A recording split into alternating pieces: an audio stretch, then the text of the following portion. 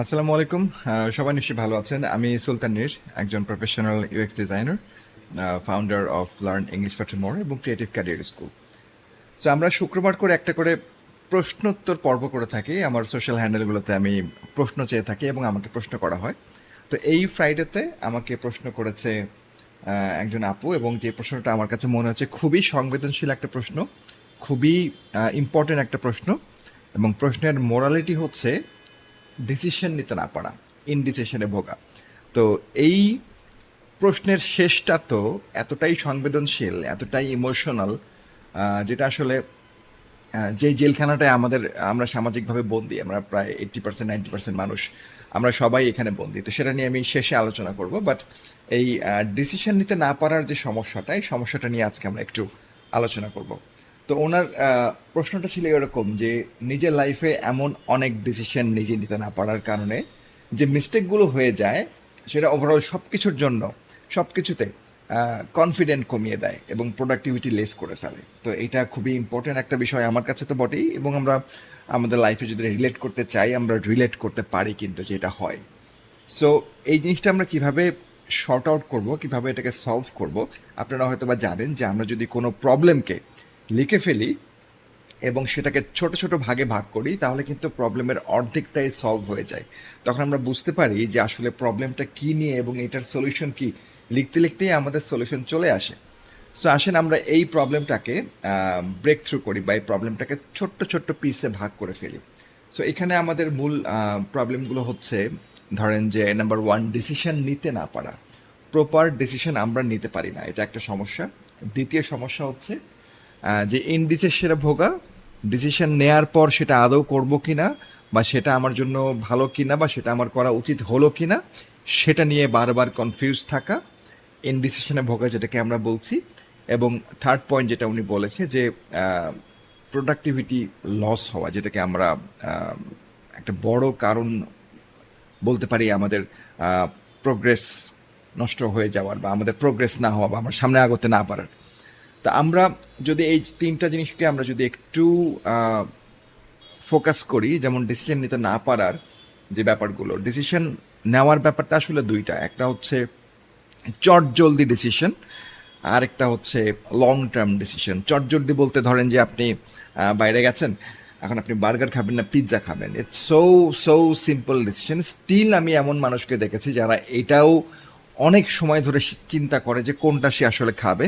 তো এটা আসলে আপনার এখন ক্রেভিং যেটা হচ্ছে সেটা আপনি খাবেন, সিমিলার ফুড হলে যে কোনো একটা খেলেই হলো, অথবা আপনার ক্ষুধা নিবারণের জন্য আপনি খাচ্ছেন, যে কোনো একটা ফুড হলেই হচ্ছে। এখানে আসলে এত গবেষণা করে সময় নষ্ট করার কোনো প্রয়োজন আমি দেখি না। সো দ্বিতীয় যেটা হচ্ছে যে ফর দ্য লং টার্ম যে ডিসিশনটা আমরা মেক করি, সেটা হতে পারে আপনার ক্যারিয়ারের জন্য, হতে পারে দামি কোনো প্রোডাক্ট কিনছেন তার জন্য, হতে পারে কোনো জব, হতে পারে কোনো বড় ইনভেস্টমেন্ট। সেই ক্ষেত্রে আপনি যে ডিসিশনগুলো নিচ্ছেন সেগুলোতে ফোকাস করতে হবে, এবং সেগুলো ভেবে চিনতে নিতে হবে যেন পরে আমরা না পস্তাই। এটা ইম্পর্টেন্ট একটা ইস্যু।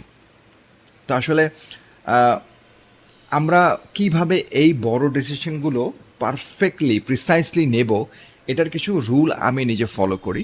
প্রথম নাম্বার রুল হচ্ছে, সারাদিনে যে স্পেসগুলো আমরা পাই সবগুলোতেই আমরা কাজ করি। দেখবেন যে যখন আমরা ইভেন খাচ্ছি তখনও কোনো না কোনো কাজ করছি, হয় গল্প করছি, না হয় আমরা মোবাইল স্ক্রল করছি, নয় টিভি দেখছি, নয় মুভি দেখছি, তখনও কোনো না কোনো কাজ কিন্তু করছি। মোরাল অফ দ্য স্টোরি হচ্ছে, সারাদিনই আমরা ঘুম বাদে আমরা সবসময় কোনো না কোনো কাজ করি, বা কোনো না কোনোভাবে বিজি থাকি। বাট দিনে কিছু ফাঁকা স্পেস থাকে, যেমন ধরেন যখন আমি ওয়াশরুমে যাচ্ছি তখন আমার একটা ফাঁকা স্পেস থাকে, যখন আমি খাবার খাচ্ছি তখন একটা ফাঁকা স্পেস থাকে, যখন আমি ওয়াক করছি, যখন আমি এক্সারসাইজ করছি তখন একটা ফাঁকা স্পেস থাকে, কিংবা যদি আমি ঘুমিয়ে পড়তে যাই, ঘুমানোর আগেও কিছু ফাঁকা স্পেস থাকে। যে আমলগুলো আছে সেগুলো করার পাশাপাশি আপনি চাইলে একটু সময় রাখতে পারেন এই জিনিসগুলো নিয়ে চিন্তা করার। কিংবা যখন আমি ঘুমোতে যাই তার আগে যখন আমি পরের দিনের রুটিনটা লিখি, তখন কিছু ফাঁকা স্পেস আমরা চাইলে রাখতে পারি যে এই জিনিসগুলো নিয়ে চিন্তা করার জন্য। আমার এখানে একটা থিঙ্ক প্যাড আছে, যেটা আমি নাম দিয়েছি থিঙ্ক প্যাড। সো এখানে আমি আমার চিন্তাগুলো লিখে রাখি, যেগুলো নিয়ে আমাকে চিন্তা করতে হবে, যেগুলো নিয়ে আমাকে থিঙ্ক করতে হবে, এবং সেগুলো নিয়ে আমি সময় নিয়ে থিঙ্ক করি। সো এটা ইম্পর্টেন্ট যে আমার সারাদিন একটা ফাঁকা স্পেস রাখতে হবে। তো ওই স্পেসে আমরা কি করব, ওই ফাঁকা স্পেসে আমরা যেটা করব, যে জিনিসটা ডিসিশন নিতে হচ্ছে বা যেটা আমি ডিসিশন নিতে পারছি না, সেটা আমি চিন্তা করবো যে এটা কি আমার দরকার কিনা, এটা কি আসলেই আমার প্রয়োজন কিনা, এটা আমার কতটুকু ইম্পর্টেন্ট আমার জীবনে। এই জিনিসটা বা এই সিদ্ধান্তটা আমার ফিউচারে কিভাবে কিভাবে ইম্প্যাক্ট করবে, ফর দ্য লং রান এটা আমার ফিউচারকে কিভাবে ইম্প্যাক্ট করবে, আমার ফিউচারকে কিভাবে অ্যাফেক্ট করবে, এটা একটা ইম্পর্টেন্ট ইস্যু। আর 3 নম্বর আরেকটা আমি চিন্তা করতে পারি যে এই যে ডিসিশনটা ছাড়া, মানে এটা যদি আমি করবো কি করবো না, না করলে এটা আমার পার্সোনাল, আমার পরিবার, আমার সামাজিক এবং ক্যারিয়ার লাইফে এটা আমার কতটা হ্যাম্পার করবে। যদি আমি এটা না নেই, এই সিদ্ধান্তটা যদি আমি না নেই বা এটার কোনো অল্টারনেটিভ যদি না থাকে, সেক্ষেত্রে এটা যদি আমি না করি আমার এই লাইফগুলো কতটা হ্যাম্পার্ড হবে।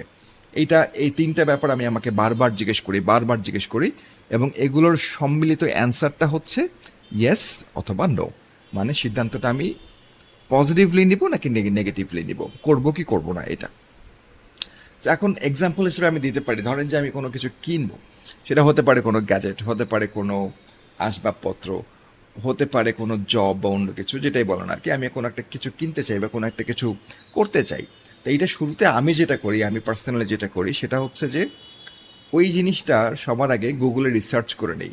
রিসার্চের প্রথম ধাপ, যদি আমি কিছু কিনতে চাই, ধরেন যে আমি একটা মাইক্রোফোন কিনবো, ধরেন আমি একটা ক্যামেরা কিনবো, ধরেন আমি একটা ল্যাপটপ কিনবো, তো সেই জিনিসটা সবার আগে আমি সার্চ করি যে অমুক জিনিসের প্রাইস ইন বাংলাদেশ। তখন দেখবেন 10-12টা ওয়েবসাইট আসছে। প্রত্যেকটা ওয়েবসাইটে যাই, গিয়ে আমি রিভিউস দেখি, দামটা কম্পেয়ার করি এবং দেখি সব থেকে চিপেস্ট প্রাইস কত হতে পারে। কারণ আপনারা জানেন যে এক একটা দোকানে প্রাইজিং ভ্যারি করে, এক এক রকম ওঠানামা করে, depends on their different criterias. So আমি দেখবো চিপেস্ট প্রাইস কোনটা। ধরেন যে একটা কোনো কিছুর দাম যদি 20,000 টাকা হয়, দেখবেন যে এটা 20 থেকে 25,000 টাকার মধ্যে ওঠানামা করছে। সো বেস্ট প্রাইসটা আমি 1 নম্বরে জেনে গেলাম, ঠিক আছে। তারপর দেখব যে কোথায় এটা আসলে ভালো সার্ভিস দিচ্ছে, দ্যাট মিন্স আমার ওয়ারেন্টি কোথায় দিচ্ছে, ভ্যালু ফর মানি কোথায় দিচ্ছে, তাদের ওভারঅল রিভিউসগুলো কীরকম, সোশ্যাল মিডিয়াতে এঙ্গেজমেন্ট কীরকম। তো সব কিছু মিলিয়ে আমি দেখতে চাই যে এটার আসলে বেস্ট ফর বেস্ট ভ্যালু কারা দিচ্ছে, তো সেখান থেকে আমি চাইলে পারচেস করতে পারি। তো এরপর ধরেন যে আমি যেটা করি, কয়েকটা লিস্টে রাখি যে এইটা না হয় এইটা, না হয় এইটা, 1 থেকে 3টা ম্যাক্সিমাম। তো তারপর যেটা করি, তারপর ইউটিউবে সেগুলো রিভিউ দেখি। এখন বিষয়টা হচ্ছে, আপনি নিশ্চয়ই জানেন যে ইউটিউবের রিভিউগুলো কিন্তু ম্যাক্সিমামই পেইড হয় অথবা বায়াসড হয়। তাদের টার্গেট থাকে যেন আপনি এটা কিনেন। আমি আমার টার্গেট ফিক্স করব, আমার কি দরকার। যদি একটা মোবাইল ফোন কিনি, আমার কি ক্যামেরা ভালো দরকার, নাকি আমার ব্যাটারি লাইফ ভালো দরকার, নাকি আমার অ্যামোলেড প্যানেল দরকার, নাকি আমার ওয়ারেন্টি দরকার, নাকি সবগুলোই একটু একটু করে দরকার, নাকি আমি গেম খেলতে চাই। তো সব কিছু মিলিয়ে যেটা ভালো হয়, আমি 10টা রিভিউ দেখে আমি সেই প্রোডাক্টটা আমি চাইলে পারচেস করতে পারবো, তাদের কথার উপর রিলাই না করে। ওই যে রিভিউ দেখলাম, ওয়েবসাইটে যে স্পেসিফিকেশন দেওয়া আছে, ইউটিউবে যেগুলো দেওয়া আছে, সব কিছু মিলিয়ে আমি একটা ডিসিশন মেক করতে পারছি। তো এইটা হলো আরেকটা ব্যাপার যে ইউটিউবে আমি দেখছি। আরেকটা যেটা আছে যে এই প্রোডাক্টটা আসলে কতটুকু ভালো, কতটুকু সার্ভিস দিচ্ছে, এই জিনিসটা জানার জন্য আমি যেটা করি, প্রোডাক্টটার প্রবলেম লিখে গুগলে সার্চ দিই। যার ফলে যেটা হয়, অ্যামাজন, আলিবাবা বা বিভিন্ন ওয়েবসাইট, ইন্টারন্যাশনাল যে ওয়েবসাইটগুলো আছে, সেগুলো রিভিউ কিন্তু চলে আসে আমার স্ক্রিনে। আমি দেখতে পারি যে এই মোবাইলটার কোনো ব্যাটারি সমস্যা হয়েছে কিনা, এই মোবাইলটা ওভারহিট হচ্ছে কিনা, এই মোবাইলটার চার্জ তাড়াতাড়ি ড্রেন হয়ে যাচ্ছে কিনা, কিংবা এই প্রোডাক্টটার কোয়ালিটি ভালো কিনা।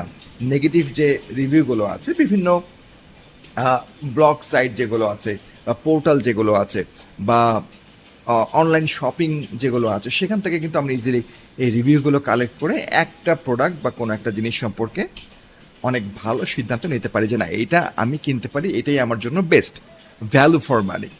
তো এটা আমি একটা প্রোডাক্টের ক্ষেত্রে বললাম। সিমিলারভাবে কোনো কোম্পানির জব বলেন, আপনার ক্যারিয়ার বলেন, বিয়ে শাদী বলেন, বিদেশ যাত্রা কিংবা কোনো জায়গায় ভর্তির ক্ষেত্রে আপনি এই সিমিলার প্যারামিটারগুলো চাইলে চেক করে নিতে পারেন। এগুলো আপনি নিজেই ইজিলি বার করতে পারবেন যে এই জিনিসগুলো এইভাবে সেট করলে আমার এই আউটকামগুলো আমি জানতে পারছি। গেল এটা 1 নম্বর বিষয়, যে এরকমভাবে যদি আমরা একটু রিসার্চ করি। ইভেন আমি এখন চ্যাট জিপিটিকে বলি যে এই 3টা প্রোডাক্টের মধ্যে তুমি কম্পেয়ার করে বলো আমার জন্য কোনটা বেশি ভালো, আমি এই ব্যাপারগুলোতে ফোকাস করতে চাচ্ছি, আমি এই জিনিসটা বানাতে চাচ্ছি, বা আমি এই জিনিসটা অ্যাচিভ করতে চাচ্ছি, তুমি আমাকে এখন সাজেস্ট করো এইটা ভালো, এইটা ভালো না এইটা ভালো। সে বাদ বাকি কাজটা ইজিলি করে দেবে, রিসার্চের অনেকটুকুই সে করে দেবে। তো এই 3-4টা জায়গা থেকে যখন আমি একটা ফিডব্যাক নিব, এবং ফিডব্যাকের অ্যান্সারগুলো যখন মোটামুটি একটা জায়গায় আমাকে ইন্ডিকেট করবে, তখন আমি ইজিলি ধরে নিতে পারি যে হ্যাঁ, ওই জিনিসটাই আমার জন্য বেস্ট। যদি আমি কিনতে চাই, আগের 3টা প্রশ্ন মনে করেন, এটা আমার জন্য প্রয়োজন কিনা, আমার ক্যারিয়ারে, আমার ফ্যামিলিতে, আমার লাইফে কি ইম্প্যাক্ট করবে, এবং ফর দ্য লং রান এটা না কিনলে আমার জন্য কোনো সমস্যা হবে কিনা। খুব সহজ 3টা প্রশ্ন। তো এবার আসেন আমরা 2 নাম্বার পয়েন্টে যাই, যে ডিসিশন নিয়ে পরে আবার কনফিউশন বা হতাশায় পড়ে যাওয়া। এটা আমরা অনেকেই হই হয়তো বা, এটা অনেকেই হই। এটার 90% কারণ হচ্ছে 1 নাম্বার পয়েন্টটা ফলো না করা। হুমজিকালে দেখলাম, ভালো লাগলো, কিনে ফেললাম, এবং এইটা আমরা অনেক বেশি পস্তাই ম্যাক্সিমাম সময়। তো এইটা আমাদের করা যাবে না। তো 1 নাম্বার পয়েন্টটা অনেক বেশি করে ফলো করতে হবে। তারপরেও কিছু স্টেপস থাকে যেগুলো আসলে আমরা ইগনোর করতে পারি না। যেমন ধরেন যে আপনার প্রোডাক্টটা ফল্টি হতে পারে, ডিফিকাল্ট প্রোডাক্ট হতে পারে। যেমন আমি যতগুলো গ্যাজেট কিনেছি, প্রত্যেকটা গ্যাজেট নিয়েই আমাকে ওয়ারেন্টিতে যেতে হয়েছে। 90% গ্যাজেট আমি ওয়ারেন্টিতে দিয়েছি, তার মানে প্রোডাক্টটা ফল্টি ছিল। বাট আমি দেখে শুনেই কিনেছিলাম, বেস্ট প্রোডাক্টটাই কিনেছিলাম, বাট প্রোডাক্টটা ফল্টি ছিল। এখানে আমাদের হাতে কিছু থাকে না। আবার যেটা হচ্ছে যে, যদি আপনি জব বা ক্যারিয়ারে কোথাও যান, সেই জায়গাটা আপনার জন্য সুইটেবল না হতে পারে, সেটা আপনার জন্য পরিবেশটা অনুকূল না হতে পারে। তো এই প্রবলেমগুলো হতেই পারে, এবং সেটার জন্য আপনাকে তখন অবস্থা বুঝে ব্যবস্থা নিতে হবে। তো এইখানে আসলে আমি হয়তো অন্য কোনো ভিডিওতে সেই ব্যাপারগুলো নিয়ে আলোচনা করব, কারণ এখানে অনেক বড় হয়ে যাচ্ছে। সো ওই সময় আপনাকে ট্যাক্টফুলি ডিসিশন নিতে হবে। তো এটা খুবই ইম্পর্টেন্ট। বাট ওই যে আমি আগে বললাম যে এই সিদ্ধান্তগুলো যদি আপনি ভেবে চিনতে নেন, তাহলে অবশ্যই আপনার এই প্রবলেমগুলো 90% ক্ষেত্রে মিনিমাইজড হবে। যেমন আমি আগেই বললাম যে ওয়ারেন্টি ছাড়া আমি কোনো প্রোডাক্ট কিনি না। শাওমির একটা মনিটর আছে, 32 ইঞ্চের অনেক বড় মনিটর, এবং রিজনেবল, অনেক প্রাইসে অনেক চিপেস্ট আর কি। তো সেটা শুধুমাত্র আমি কিনি নাই কারণ সেটাতে 1 বছরের ওয়ারেন্টি দিচ্ছে, এবং আমরা যারা মনিটর ইউজার আমরা জানি 3 বছরের ওয়ারেন্টি অনেক সময় আমাদের জন্য কম হয়ে যায়। সো যতই ভালো প্রাইসে আসুক না কেন, যতই উন্নত মানের হোক না কেন, শুধুমাত্র ওয়ারেন্টির জন্য আমি কিন্তু সেই প্রোডাক্টটা পারচেস করি নাই। তো এটা আপনাকে বুঝতে হবে যে কেন আসলে আমরা এত ডিসিশন মেক করার আগে এত চিন্তা করবো, এত কিছু ভাববো। কারণ সব কিছুই আমরা পয়সা দিয়ে কিনছি বা সময় দিয়ে কিনছি, মানে সব কিছুই দাম দিয়ে কিনছি। এই দামটা ডিফারেন্ট হতে পারে, বা সব কিছুই ইম্পর্টেন্ট, ভ্যালুয়েবল আমাদের জন্য, আমাদের লাইফে। সো এখানে ওয়েস্ট করার কোনো সুযোগ নাই। 3 নাম্বার পয়েন্টে যদি আমি কথা বলি, যে প্রোডাক্টিভ থাকতে না পারা। এখন হয়তো বা আপনি অনেকে বলবেন যে ভাই, একটা ডিসিশন নেয়া না নেওয়ার সাথে প্রোডাক্টিভিটির কী সম্পর্ক? আসলে অনেক বড় সম্পর্ক আছে। একটা ভুল সিদ্ধান্ত, বলো না যে একটা ভুল সিদ্ধান্ত সারা জীবনের কান্না।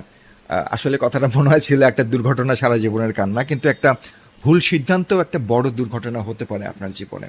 তো একটা ভুল সিদ্ধান্ত এটা নিলে আপনি আপসেট থাকবেন, আপনি হতাশ হবেন, বারবার ওইটাই মাথায় রিকল করবে যে কেন করলাম, কেন এই জিনিসটা আমি কিনলাম, বা কেন এই কাজটা আমি করলাম, না করলেও পারতাম। বারবার এই যে গিল্টি ফিল হয়, এই গিল্টি ফিলের কারণে আপনি কিন্তু ডিপ্রেসড হয়ে যাবেন, এবং এটা ব্যাপকভাবে আপনার প্রোডাক্টিভিটিতে ইম্প্যাক্ট ফেলবে, ডেফিনেটলি ফেলবে। তো সেই কারণে আমরা অবশ্যই সিদ্ধান্ত নেওয়ার আগে একটু চিন্তা ভাবনা করে সিদ্ধান্ত নিব। তবে একটা ব্যাপার না বললেই নয়, আমাদের এই আনপ্রোডাক্টিভিটির পেছনে আমাদের সমাজ, আমাদের সমাজের মানুষ এবং তাদের মন মানসিকতা কিন্তু অনেকাংশেই দায়ী। যে প্রশ্নটা করেছেন, ওনার যেটা বললাম, সব থেকে সংবেদনশীল, সব থেকে ইমোশনাল যে প্রশ্নটা ছিল, যে অংশটা ছিল, সেটা আমি পড়ছি। দেখেন যে ফেসে সবসময় আটার প্রলেপের মতো মেকআপ করে ভূত না সাজা মানে আমি জীবনযুদ্ধে পিছিয়ে আছি। একটা মেয়ে হয়ে আমার চোখের নিচে যদি ডার্ক সার্কেল পড়ে, আমার গালে যদি একটা স্পট থাকে, তার মানে আমি একজন ক্রিমিনাল, যেন আমি একটা ক্রাইম করে এসেছি। মানুষ আমাকে এইভাবেই দেখে, মানুষ আমাকে এইভাবেই পয়েন্ট আউট করে। তো এরকমভাবে আপনি যদি আপনার অফিসে, আপনার এডুকেশনাল সেক্টরে, আপনার পরিবারে, আপনার বন্ধু মহলে ট্রিটেড হন, তাহলে আপনার প্রোডাক্টিভিটি লেভেল কোন স্তরে নেমে আসবে, এটা আসলে এক্সপ্লেন করার মতো কোনো বিষয় নয়।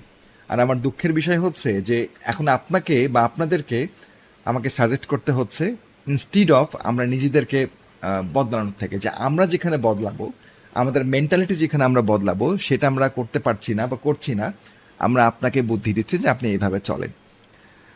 তো আসেন কি কি বুদ্ধি এইখানে আমরা দিতে পারি, চিন্তা করি। প্রথম কথা হচ্ছে যে যদি আপনার মনে হয় যে আপনি এরকম, this is one kind of bully, if you think যে আমি এরকম বুলি হচ্ছি, আমি আমার চারপাশের মানুষজন আমাকে এইভাবে ট্রিট করছে আমার গায়ের রঙের জন্য, আমার শরীরের জন্য, আমার গড়নের জন্য, আমার অন্য কোনো কিছুর জন্য, তো সেই ক্ষেত্রে আপনি আপনার সার্কেল চেঞ্জ করেন। সব ক্ষেত্রে হয়তো বা সার্কেল চেঞ্জ করা সম্ভব নয়, বাট সার্কেল বলতে আপনি যেখানে আছেন, যে পরিবেশে আছেন, চেষ্টা করেন সেই পরিবেশ থেকে নতুন কোনো পরিবেশে নিজেকে শিফট করার। তারা তো থাকবেই, যদি আমার পরিবারে এটা হয় আমি তো পরিবার চেঞ্জ করতে পারবো না, তাই না? তো সেই ক্ষেত্রে আমাকে যেটা করতে হবে, পরিবারের বাইরেও এমন কোনো মানুষের সাথে মিশতে হবে যারা আমাকে অ্যাপ্রিসিয়েট করবে, যারা আমার কাজগুলোকে অ্যাপ্রিসিয়েট করবে, যারা আমার কাজগুলোকে ভালোবাসবে, আমার কাজের জন্য আমাকে ভালোবাসবে। সো এটা ইম্পর্টেন্ট। নিজের দক্ষতাকে উন্নত করুন যা আপনাকে আত্মবিশ্বাসী করে তোলে। এটা আমার কাছে এত ইম্পর্টেন্ট কেন মনে হলো জানেন?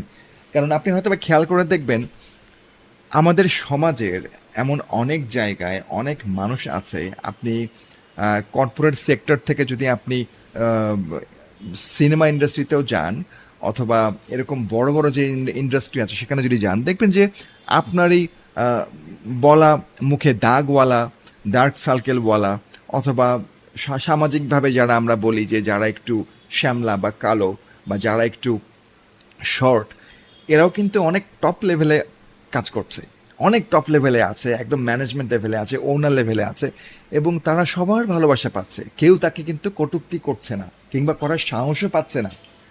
তো আপনি যদি আপনার দক্ষতাকে উন্নত করেন, আপনি একটা সময় আপনার এই নিচের লেভেল থেকে আস্তে আস্তে উপরে যাবেন। উপরে গেলে কি হবে, ডেফিনেটলি আপনি আপনার স্তর চেঞ্জ করলে আপনি সেই সম্মানটুকু পাবেন যেটা আপনি ডিজার্ভ করেন। এই জন্যই বলেছি দক্ষতা উন্নত করুন। তারপরে যেটা আপনি চাইলে করতে পারেন সেটা হচ্ছে দায়িত্ব নেয়া। কারণ হ্যাঁ, আপনারা অবশ্যই অনেক দায়িত্ব নেন।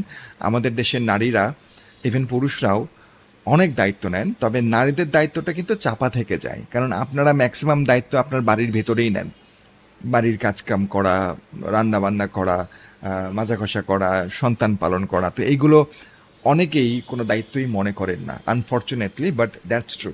তো এর বাইরে এমন কিছু ভিজিবল দায়িত্ব যদি আমরা নিতে পারি যেগুলো সমাজের চোখে ভিজিবল, আমি তাদের প্রেক্ষাপটে বলছি, সেক্ষেত্রে আপনি কিন্তু সেই সম্মানটা হয়তো বা পাবেন যেটা আপনি এক্সপেক্ট করছেন।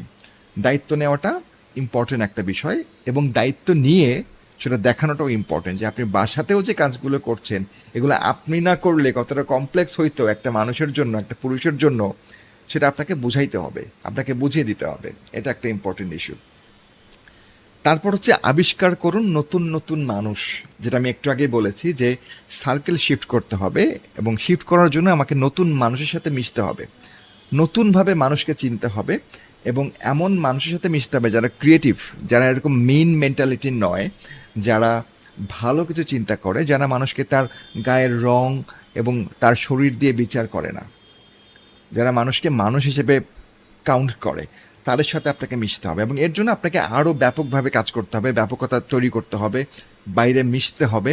সো এর জন্য ইম্পর্টেন্ট একটা ব্যাপার যে সামাজিক কর্মকাণ্ডে লিপ্ত থাকা। আপনি যাই করেন, আপনি গৃহিণী হন, আপনি ধরেন যে জব হোল্ডার হন, বা যাই করেন, আপনি সামাজিক কিছু অ্যাক্টিভিটিতে আপনি চাইলে ইনভলভ থাকতে পারেন, যার ফলে হবে কি, যে কাজগুলো করবেন এই কাজগুলোর জন্য আপনি ব্যাপক ভালোবাসা পাবেন, যেটা আমি পাই।